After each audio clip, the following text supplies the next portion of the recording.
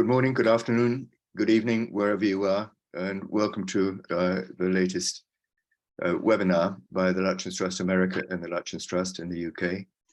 Most of these webinars so far have focused on buildings designed by Edwin Lutyens, sometimes with his collaborators and mentors such as Gertrude Jekyll.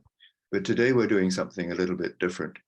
Our panelists are going to talk about what it takes, in addition to architectural skill and experience, to build a successful architectural practice and sustain it.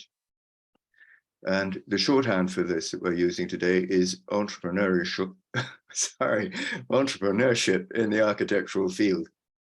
Now, our panelists, there are 4 of them, so I'm going to be pretty quick going through them because I could say much more about all of them. The first is Jim Cramer. He was formerly CEO of the American Institute of Architects.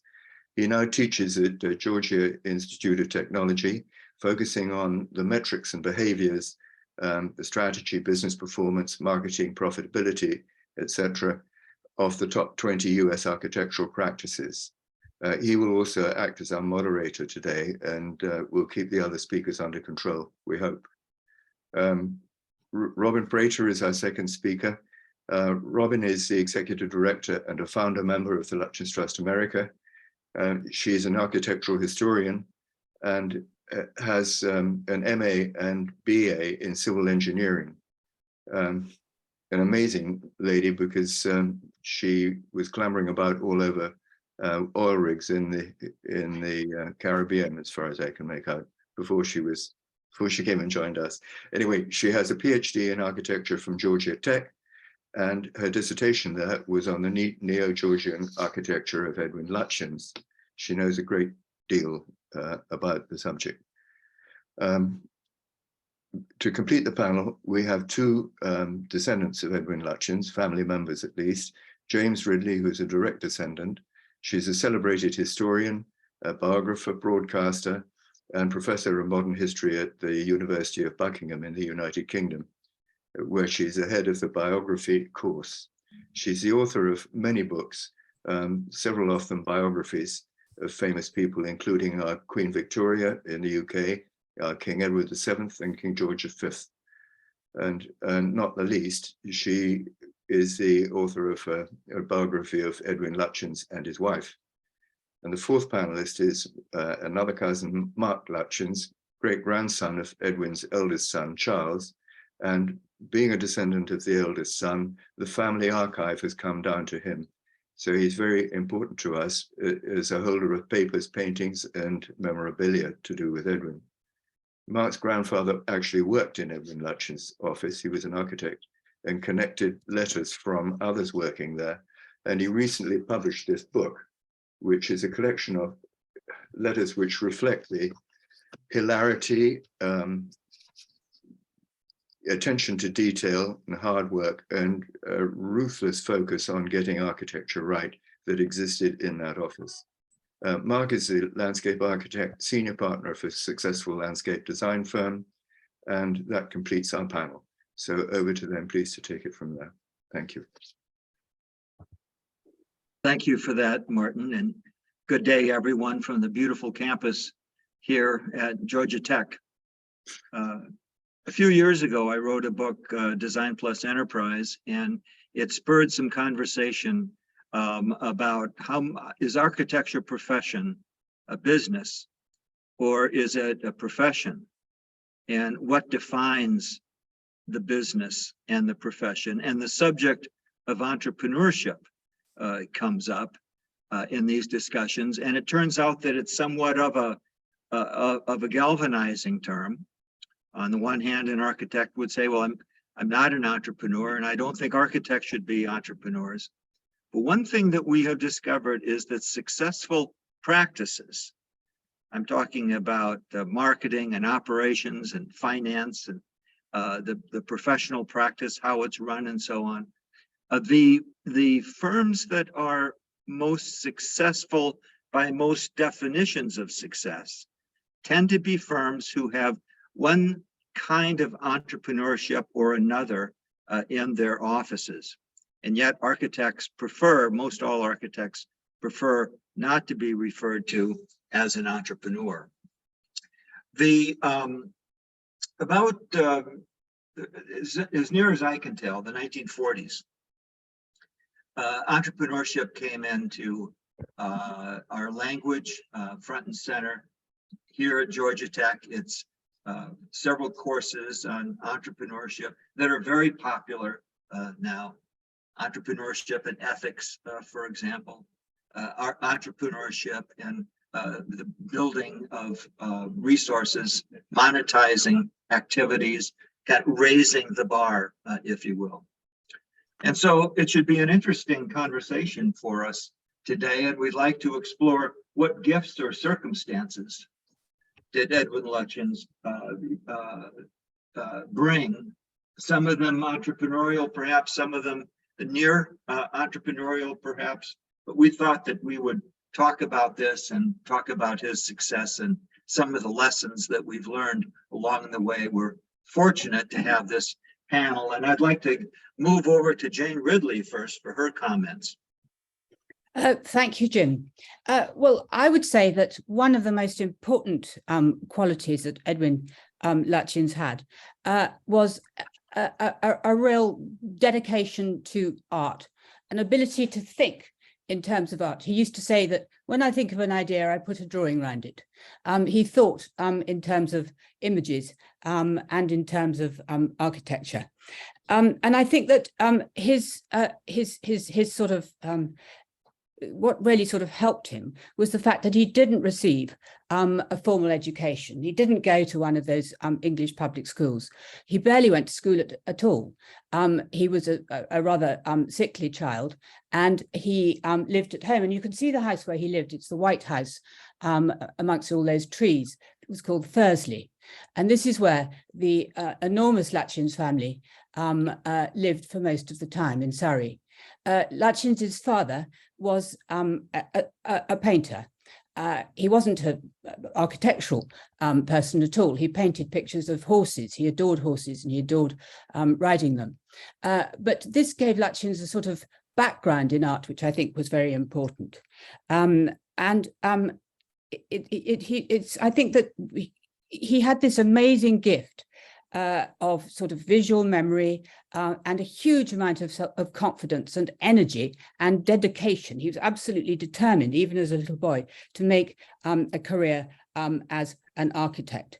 And I think just to leave this point, there's just one thing I think that one figure that really does bring home to us how ambitious and successful he was. He set his practice up when he was it was really just him and one old man who helped him when he was sort of very young, 18 or 19. 10 years later, in 1897, when he wanted to marry Emily Lutyens, he was forced to show that he would have enough money to keep her, because Emily, his wife, belonged to a higher social group than Lutyens did, and there was a lot of worry on the side of her family that he wouldn't be able to, earn enough money to keep such an expensive wife. At this time, then Lutyens makes up a sort of account of the amount of money that he thought he could make in the first year of their marriage in 1897, and this was £29,000. He thought was sort of not covering all his costs. He would need to earn that much money to pay all the people in the office, etc., etc. And if you look at that figure in terms of today's value, it was worth something like £2.9 million. So essentially, we're saying here that this very young man, sort of barely 30, is making an incredible amount of money. So that shows the kind of drive and energy that he has right from the beginning.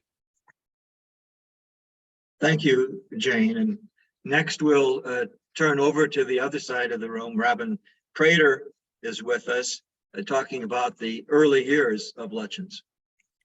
Well, when Lutyens began his architectural practice, things were not as formalized as they were today. You didn't go to college and get a degree and then take tests and practice for so many years and become registered. You had to find an architect that was willing to let you come into his office and be an articled pupil And he would basically teach you the practice of architecture in return for your work in his office. So Lutyens went into the office of Sir Ernest George, which was one of the premier architectural firms of the age.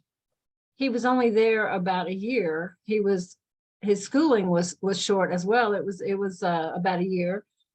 That's the advantage of the non-formalized system, I guess. Lutyens took what he needed at each step, and when he felt like he'd gotten what he could get out of it, he left. He had an ability to just absorb knowledge that his coworkers commented on. Herbert Baker said that there's a quote that says he seemed to absorb by intuition some truths of our art not to be learned in the office. He did the same thing when he started working with Gertrude Jekyll. She taught him about the arts and crafts principles of architecture and art, and he just seemed to take that on board so quickly. Jane has mentioned he was willing to work hard, long hours. There's myriad stories from his employees about how hard he worked. And he coupled with that with the ability to inspire his clients with his vision. So he kind of jolly them along with a little humor, and then he'd get them to buy into his view of the architectural project they were studying. But basically, at the core of all this, he had a rock solid belief in his abilities as an architect, and he was able to back that up with wonderful projects, and that was able to build a practice on it. I'm curious, Robin, what you've learned about what he had to overcome to build this successful practice. Well, Jane and I were talking. He was very shy, and he found a way to overcome that. So he did that with humor, and he did puns, and he became a very interesting dinner guest. And then Jane, you want to elaborate on that? Yeah, I was going to ask Jane. To elaborate on that. Thank you. Well, yes, he was very shy, but I think also it was a great social handicap for him that he hadn't been to a public school, and he certainly felt that he was, inadequate compared to the educated men that he met. But he overcame all of this sort of shyness, I think, by making people laugh. Lutyens was famous for the puns and the jokes and the sort of witticisms that he made. Some of the puns were truly awful, and quite a few of them, when he grew older, were repeated quite a lot. But nevertheless, people loved him for the puns and for the, saying things like that if you're going to build a nursery, you'll have to make it round because no child should be allowed to sit in the corner in disgrace. That sort of remark won him a great deal of support. I do think it's quite, if you look at his relationships with his clients, it's quite interesting that very often the person who Lutyens is getting most support from for his architectural ideas is the wife rather than the husband. He found it easier to get on with women, I think. He loved the company of women. And I think also we need to remember that Lutyens started his career as an architect with with almost no money at all. He had a small legacy that he spent, but it was an incredibly risky thing to do as a very young man to begin a serious architectural practice. And it's hard for us now to realize how risky it was, I think. I agree. And just a side note, Jane, you mentioned that he was handicapped by not going to a public school. In the United States, that would be a private school. So, sorry. Just I think actually that was a really good thing for him. Actually, I think that public schools had quite a bad effect in suppressing imagination. But anyway. And I'm thinking about that organizing and that energy that you've put on the table here to talk about. When we think of architects, historical architects or modern day architects, we think of their professional practices, what kind of buildings define them, what kind of how they're structured. And sometimes we like to delve into the marketing aspects, that which brings in the money for the firm, operations, how the firm does its work, sometimes very different from firm to firm, the professional services, which is the what is taught in universities, and many of the studios that are repeated, and there's a precision going on here, especially now that we have our technologies and we have the finance. And the Lutyens firm began early, somewhat underfunded, as has been said by Jane, and a struggle maybe for survival. And at the center is that leadership and foresight that the architect brings to the enterprise. And I recall that there have been various people that say that, well, architecture isn't a business, so therefore it's not an enterprise, therefore entrepreneurship is out of bounds. But here you can see in marketing, operations, finance, and professional services, how it comes together, and often comes together in different ways to create spectacular practices. Lutyens was one of those.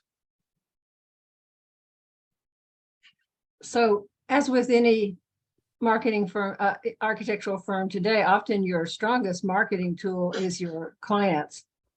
And Lutyens, so-called word of mouth.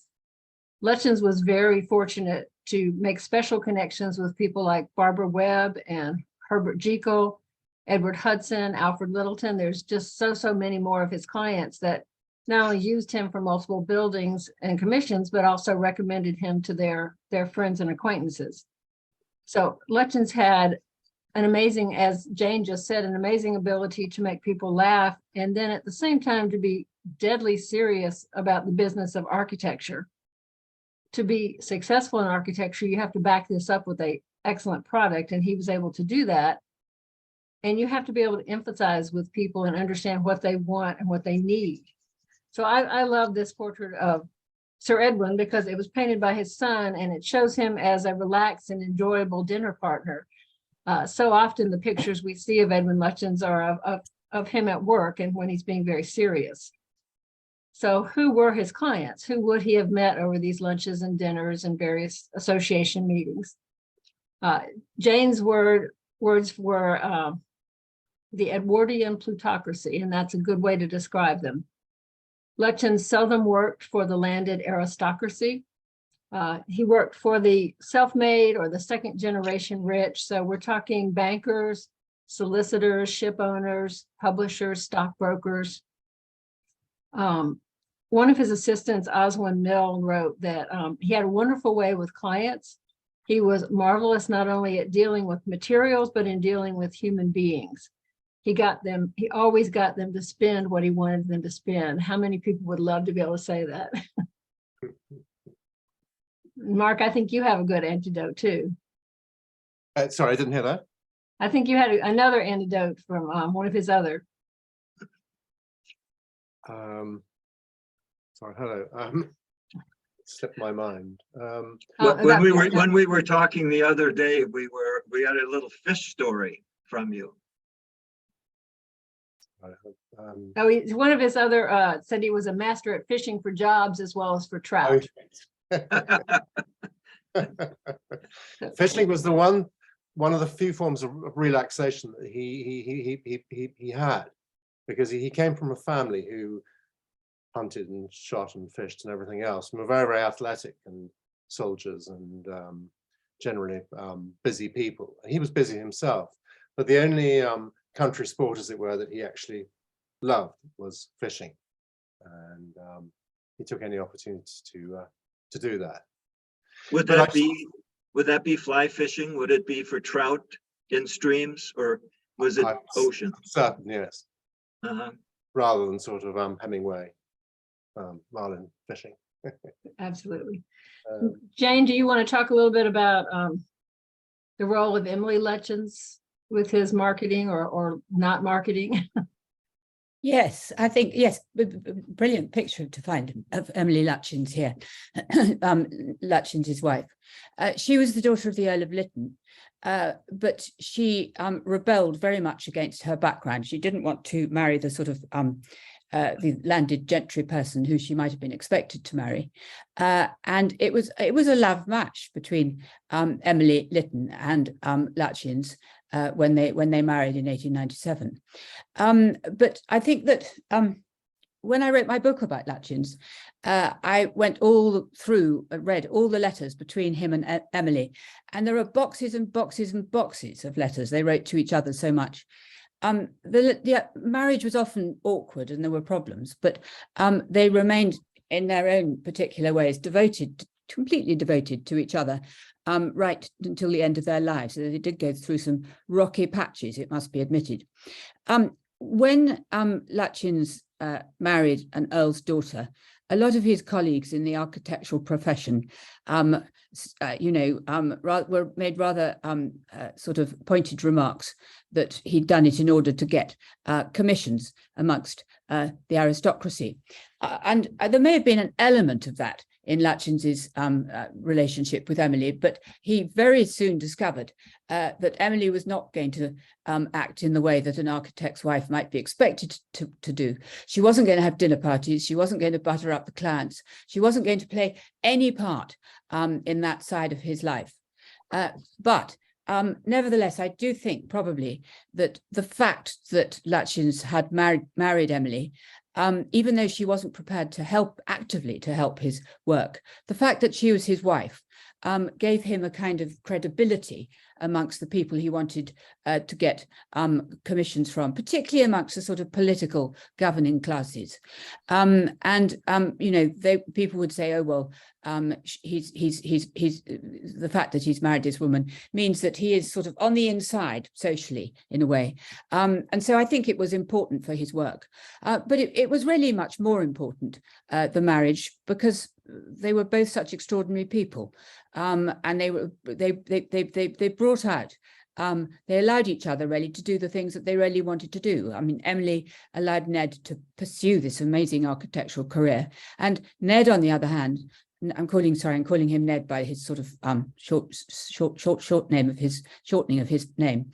Edwin, on the other hand, allowed Emily to go off and have this extraordinary, rather sort of hippie life, going to India, becoming a leading member of the Theosophical movement in this country, great friend of Emily Besant, and very much involved with the life of Krishnamurti. So I think it was a very modern and I found totally fascinating relationship. Did Emily ever work in the firm, play a role in the firm? Well, she longed to play a role in the firm. And in fact, she could have, it would have been very easy for her to do that, because Lutyens' first house in Bedford Square, big 18th century house, townhouse, the office was on the ground floor, the old dining room and the sort of big reception rooms on the ground floor. And the family lives upstairs. And so it would have been awfully easy for Emily to trot down the stairs and do something for the office. And she imagined at the beginning of the marriage that she would be allowed to help Lutyens with his designs and work with him. But when she mentioned it to him, he was absolutely appalled. And said, no, not on my dead body are you to help me in the office. He thought she had no architectural talent, in which he was, I'm afraid, probably right.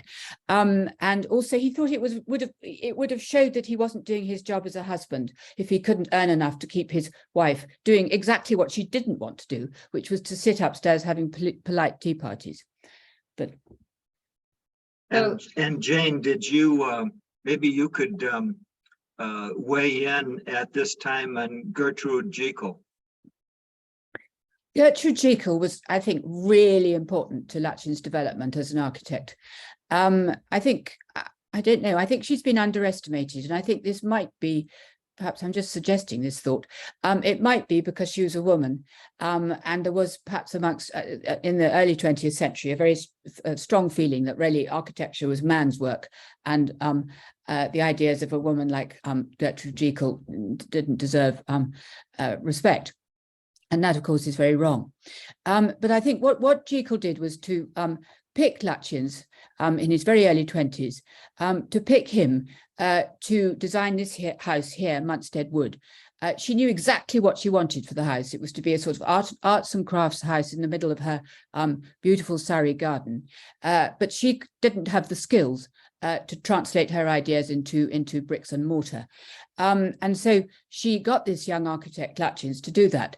But also what was, she was terribly important for his career, I think, partly because she taught him how to look at the Surrey vernacular, which was so important to his early work, the sort of the Surrey houses, the dream houses, some of them were called. Jekyll taught him how to sort of, he didn't draw sketches, but he had an amazingly retentive visual memory, and she taught him how to observe and how to look at these houses and how to try to sort of combine the Surrey vernacular with the great architectural ratios of space. So that was important, and just as important was the fact that Jekyll was incredibly well connected. She was at the center of a very sort of cultured Surrey elite of families involved in India, the British Empire, in banking, in all these sort of late 19th century, early 20th century jobs of the Edwardian plutocracy. And people would see Gertrude Jekyll's house and say, I want a house like that. I want a house just down the road like that. And so this became what everybody had to have in Surrey. You had to have a Lutyens house and a Jekyll garden. And it really set him up for his early career. So it was a collaboration at the highest level, very productive. It was an incredibly productive collaboration. And actually it went on right to nearly the end of Jekyll's life. She became quite, she had mobility problems. So she didn't move a lot from Munstead Wood as she got older. But Lutyens she would describe the garden. Lutyens would send her designs for doing things to a garden of one of his clients. And then Jekyll would produce the planting plan for each plant, practically, minutely described in these incredibly beautifully done planting designs. So they went on being a partnership, even when Lutyens' sort of fame has outshot Jekyll by now. And this seems like, excuse me, Robin, I was just going to say that this leads us to maybe a deeper conversation that gets us into country life and Edward Hudson, and something that you know quite a bit about. Well, I was just going to say Edward Hudson came to visit Jekyll at Munstead Wood and said it was the most perfect house he'd ever seen. He was trying to get Jekyll to write for one of his gardening magazines. And so within 2 years of him meeting Jekyll at Munstead Wood, of course, he knows Lutyens at this point, and Crooksbury is the first house to be written about in Country Life that was a Lutyens house, and it continued with maybe 2 or 3 houses at many times, almost every year for the rest of Lutyens' career. And in fact, Country Life still is a great supporter of Edwin Lutyens' work. So you can't underestimate what Country Life did. Country Life got more, Lutyens felt like they got more publicity from Country Life than they would have from any of the building journals, because more people read them. And so, you read about them and you say, oh, I've got to have a Lutyens house. I read about it in Country Life. In addition to that, Edward Hudson became a close friend, not only of Edwin Lutyens, but of his whole family. And he became a fixture in their lives. He has been described actually by Jane in one of her books as Lutyens' agent, confidant, patron, financial advisor, and above all, partisan and publicist. But he was absolutely devoted to Lutyens. He had him build three different houses for him. His first one was Deanery Garden, which remains one of Lutyens' classic houses. He then had him do Lindisfarne, which is a remote castle fortress off the coast of England. And finally he worked with Plumpton Place for Edward Hudson. But in addition, Lutyens got the commission to do the Country Life building. And he also did the Kingsway, 42 Kingsway for the Garden Offices, which was another magazine that Hudson was associated with. So it's just hard to imagine how important Hudson was and Country Life was to Lutyens' career. Do you think that that Country Life sponsored some of the competitions, or were they reporting on the competitions? How close were they to being a developer? I think Country Life mostly printed articles after the houses were complete, but Lutyens did do competitions. So the one that you hear the most about is for the London County Hall, which he lost. But in doing that, he definitely took his place and claimed his spot as an architect, not only that could do residential country homes, but one that could do large scale government projects. So he had a very credible entry for that competition. So that's one way that he's marketing his firm. And let's turn now for a few minutes to operations and to Mark Lutyens, talking about the operations of the firm towards its success. Well, I think in the early years, it wasn't a financial success. He employed a business manager who very nearly became his business partner, the only person who ever did. He was called Mr. Badcock, and in fact, it was disastrous. And they were close friends, and I think they broke up because I think Badcock probably swindled him and took a lot of the money. Certainly, the practice wasn't prospering, and I think it was. I think it must have been devastating on many levels, and I think it's interesting that he never got close to having a business partner, rather than sort of an artistic partner, Gertrude Jekyll, ever again. But he then became much more professional in the way he organized the office and had a business manager who was good at his job. And I think that that's when things really started to take off. And whether having that man in place, and there's someone I can't remember his name, was instrumental in the sudden, terrific success of the practice, or AJ Thomas. That's right. Yes, thanks. So I think that, but as for whether or not he was a businessman, I don't believe he was. I think he, even though, I mean, offices were different in those days, but it wasn't an open plan situation. And even if it had been, he himself always had his own room in which he could escape from the rest of the office and probably the rest of the world. They said that he sat there puffing his pipe, which was literally a smoke screen, and he hid behind it. Mark, I love the quote by, I think this was in Builder magazine. One of his pupils said, "I came to Lutyens' office after some years of pupillage and sometime in a single man office. When I got there, it suddenly dawned on me that architecture was something living and beautiful and exciting." He said that's what he was giving his partners or his associates. I don't know how his practice differed from other practices, but I suspect because he was so young when he started, he must have had and he had such a great sense of humor. It must have been great fun working there, and he must have communicated that to the rest of the team. And I think, although he was, he didn't suffer fools gladly or indeed any bad designs. He checked everything that came in and out. But I think that they liked him and they respected him, and it was fun. So they were doing. What would you? I think his shyness. I was going to say his shyness plays in here too. They said he would come in at night and make notes on the drawings. They'd come in the next morning and find out what he'd said. That's absolutely true. And they also say that being a draftsman himself and having had a brief, he appreciated how much work went into a drawing. And he didn't actually draw on people's drawings because he left little notes. Do you think people thought of him as a good delegator or not?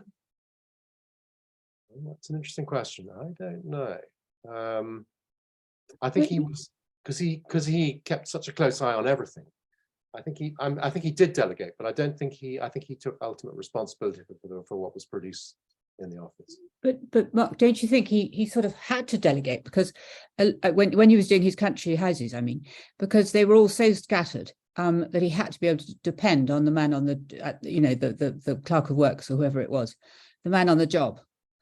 And I think also he had to, part of his success was that he commanded the respect of whoever that man was, and they did what he asked them to do and didn't go off the tangent. Yeah. I think that's a key part of his character, of his success.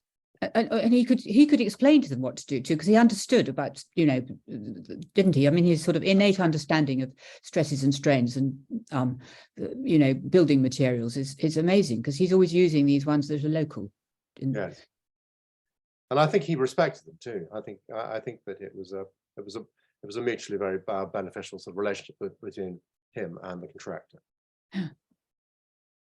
We were talking earlier about the size of the office and wondering about the skills that people had and how many people there were. And in today's practices, firms bring in south or north of $200,000 per full-time employee that they have.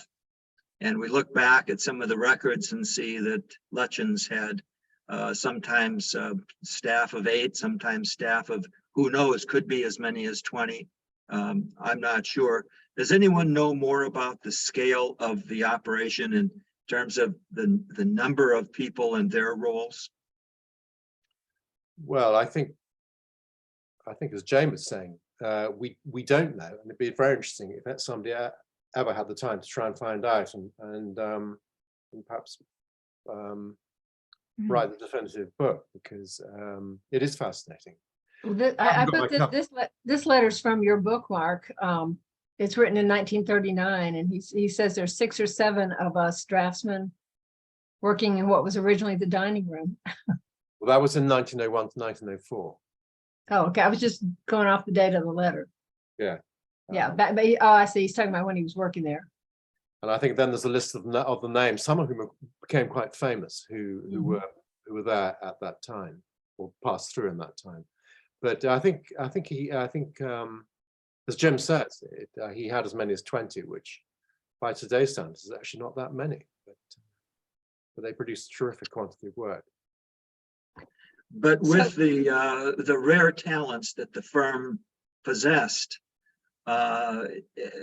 it's amazing to me to see all the work that was accomplished by a handful of innovative people who seemed, for the most part, to appreciate each other and to work together as a jolly crew. Yeah, it seems like you could describe his office as a cross between a professional architectural firm in a college dorm or a frat house, wouldn't you say, Mark? Yes. I think they worked hard and played hard. And yet, I imagine there was a good deal of discipline in that operation. Well, yes, but I don't think he was the one who was administering it, because I think he hid away in his office behind his smoke screen. And I think I read somewhere that someone threw a cake or something by mistake against his door, and he just came out, had a look, closed the door again, went back into his office. That's all in your wonderful book, which is so enjoyable. It really brings him to life. Yes. Yeah.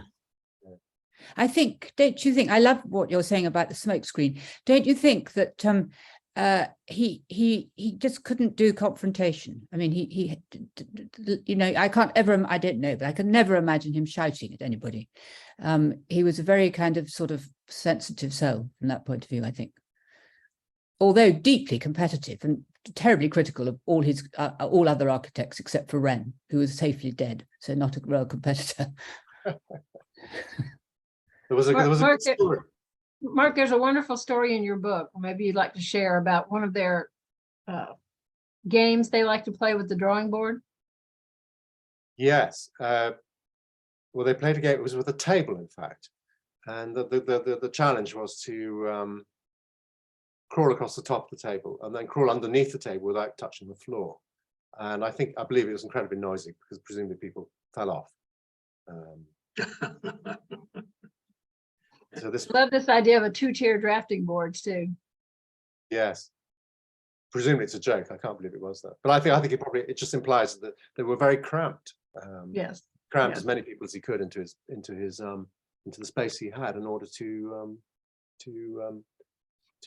satisfy the huge amount of work that he had to do. Mark, could you tell us some things about his offices?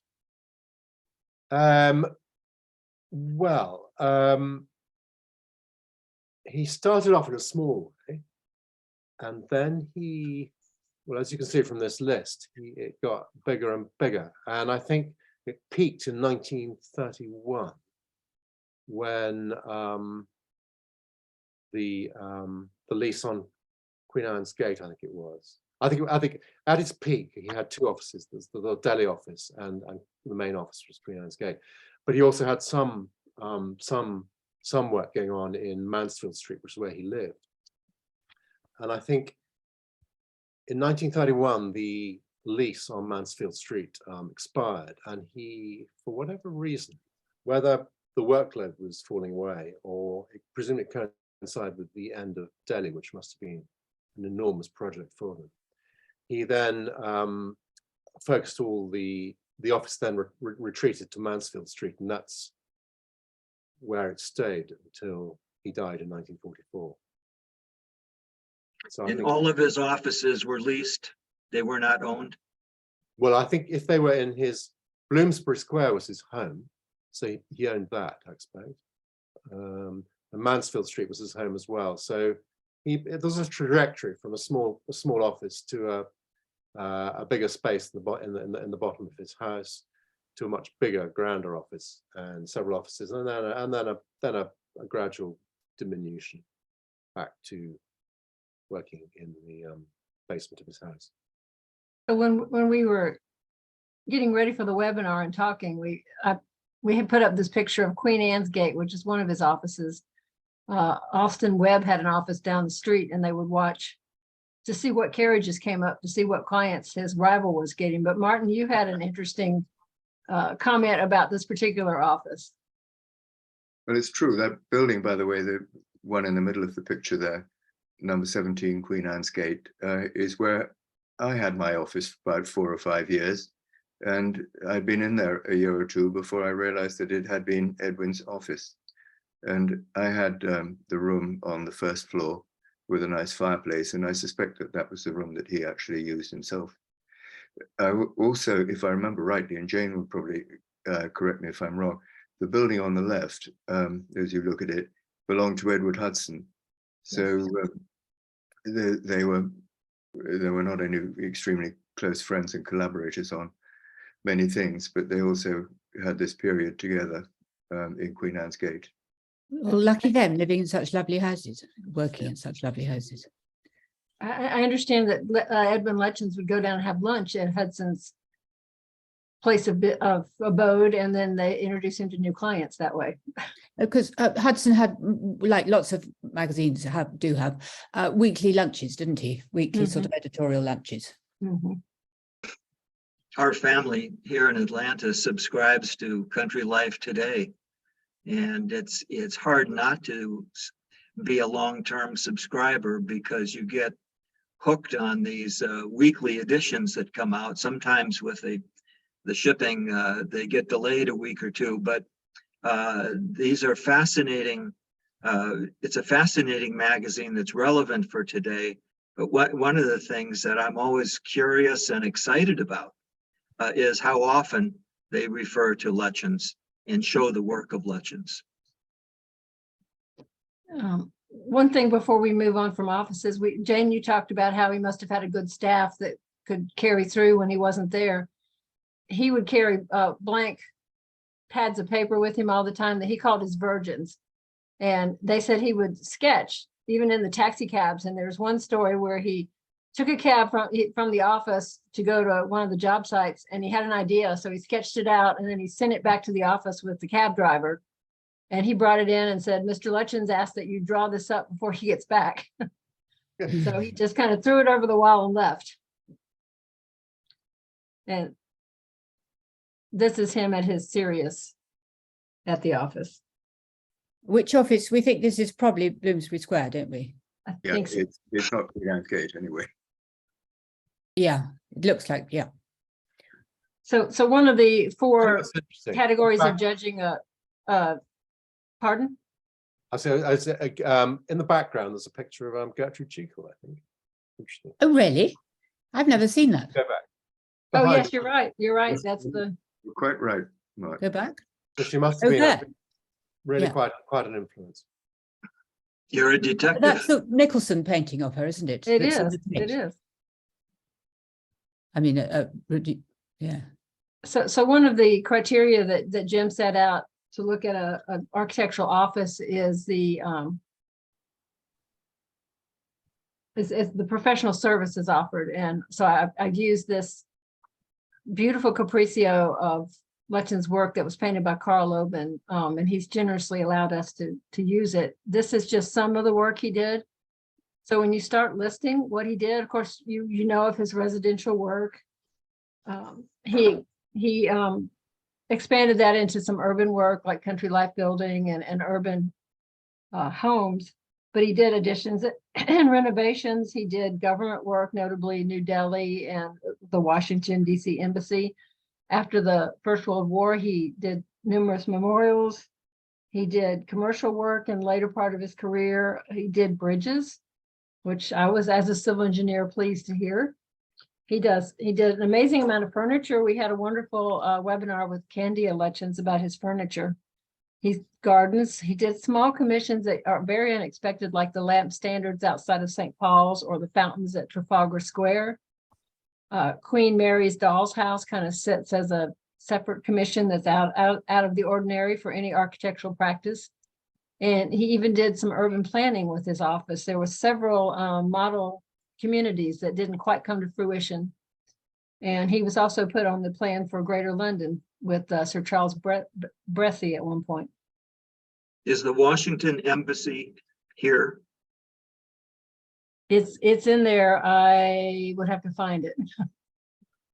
I It's can one of tell you where the Queen's Dolls House is. It's on a trolley on the terrace in front of the entrance to the cathedral there.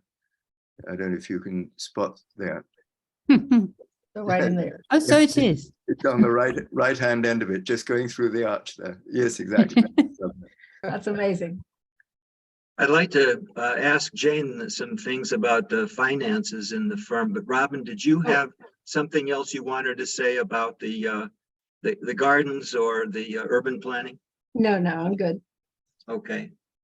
So Jane, fill us in a bit on what you know about the finances that became a concern of Lutyens.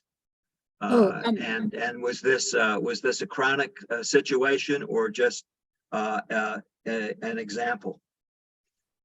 Well, I think Mark's given a very interesting account of Lutyens' early income with his failed partnership with Badcock in the first half of his career. But I think that on the whole, in the first half of his career, when he was, before 1914, when his main work was country houses, people paid the bills and the clients kept coming. And in fact, by 1914, he was probably the most successful and fashionable and most wanted country house architect in England. But once the First World War comes along, that there's no more country houses. I mean, most of his clients cancelled their commissions, you know, on the day that war broke out. Britain declared war against Germany, and he had to sack almost all the members of his office. The thing that kept him going was the fact that India went on. He was still working on Delhi, and he still went each year, half 6 months of the year in the winter, to India to work on New Delhi. So he was being paid for that, and I suspect he was actually more fortunate than most architects who didn't have that kind of thing to fall back on. But after, even towards the end of the war, Lutyens was worried, and I think this all comes against a background that he was a terrible worrier, and he was throughout his life. He had begun his life very poor. His family was sort of declining economically. They all wore each other's clothes as they grew up to them, and I think that he felt insecure about money, and any sort of money problems worried him dreadfully. At the end of the First World War, money was, and when Delhi closed and work stopped on Delhi in 1917, Lutyens wrote to his wife, "Oh, Emmy, money is difficult. I don't know what I shall do." He was really worried then. He did get more work after the war, and of course he got the great work of doing the war memorials in France, and the wonderful Thiepval Memorial to the Missing, and lots of war cemeteries. But the money that he got for that was just £600 a year, which even translated into modern values was really not very much. So I think he feels that he has to turn to, where the money is, which is big commercial buildings. And these are the things that he concentrates on during the interwar period. So although he was resilient, money was a problem. Fascinating. I've been with architects who have talked about their insecurities and who have, even when they have a good backlog, like let's say they have an 8-month or a 12-month backlog, they will be concerned because they know that at the end of that, that they could be bankrupt after 8 months or 10 months if they don't get more work. So they're continuously needing to refill the tank, keep that backlog strong. And it's as a profession, there is a good deal of insecurity in the profession, and I think that's been throughout history. That's really interesting, Jim. Yes, that's really interesting. So Well, let's go to Robin next. Robin, I know we're getting short on time, and I've got a couple of notes that I wanted to come back to you on. okay, I'll move quickly. I'm just going to elaborate on or underline what Jane said. He started out mostly as a residential country home architect, and many of his contemporaries were not able to practice to any great extent after the First World War, but Lutyens was able to pivot, our current word of the day. He was fortunate that he got the commission for India, and that's what he worked on during most of the war. After the war, as Jane said, he did the memorials. Not only was he on the Imperial War Graves Commission, and you see this is his Thiepval Memorial, the cenotaph remains the center of remembrance services in London even on today. But so many of Lutyens' clients lost their sons in the war, and so he did many private memorials as well. He also began to do more commercial work. So this is Britannic House. This is now the Ned Hotel. It was at that time the Piccadilly, Midland Bank Piccadilly. And this was the Reuters building. So not Piccadilly, Poultry. Sorry. Yeah, I like the one on Piccadilly. It's my favorite. So that's just he was very resilient, and he had to take some risks because he changed completely the focus of his practice, really. And as some of these drawings have shown us so well, he had a personal brand. He had that pipe He had a presence, he had a sense of humor, he was engaging with people, he was shy, but he was a very special human being and talent as an architect. And I wanted to say something about Lutyens, the entrepreneur. I don't think he saw himself as an entrepreneur. I don't think he saw himself as a business person. I think he saw himself as a professional in the quintessential sense of what it means to be a professional. And yet the firm led the way in some very entrepreneurial activities in marketing and operations and finance. And those too are an important part of his story. And do you think we should wrap up at this point and take some questions, Jim? We should. It's that time. Do we have 4 minutes to 1 here is the official Georgia time at Georgia Tech. And so let's open the floor and let's hear from you. What are your parting thoughts? So, hi, I'm Marcus. So there's a couple of questions. There's one relating to the image of all the works. Washington is to the right below the cathedral. And that's a question from Keith Storker. Yes. Well done. Thank you. And from Ewan Easton, when later in his life he was retained to design only the facade of some of the bigger commercial buildings in London, do we know how good were his relationships with the main architectural practices working on those buildings? I think the answer is no, but I think one can guess that it must have been awkward. That would be enjoyable research, nevertheless.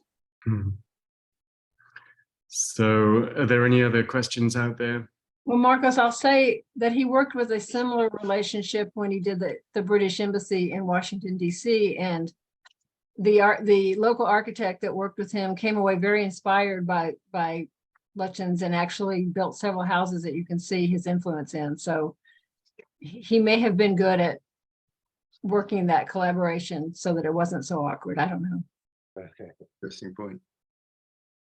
And we have a comment from Philip Langdon. Fascinating discussion. Thanks to all the participants. Yes. Can I ask one? Just Jim, what do you think? What lessons does his practice have for architects today, particularly those starting out their careers? Is that just keep going, or? I think with that question, it's one of the things that I keep coming back to reading as much as I can about Lutyens.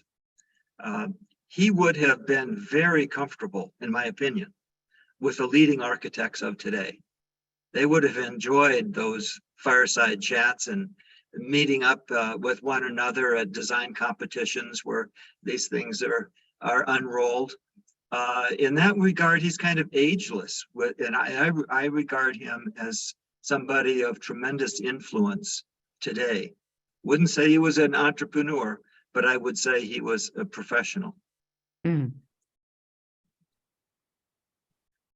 Well, I think we're going to have to finish the wonderful webinar.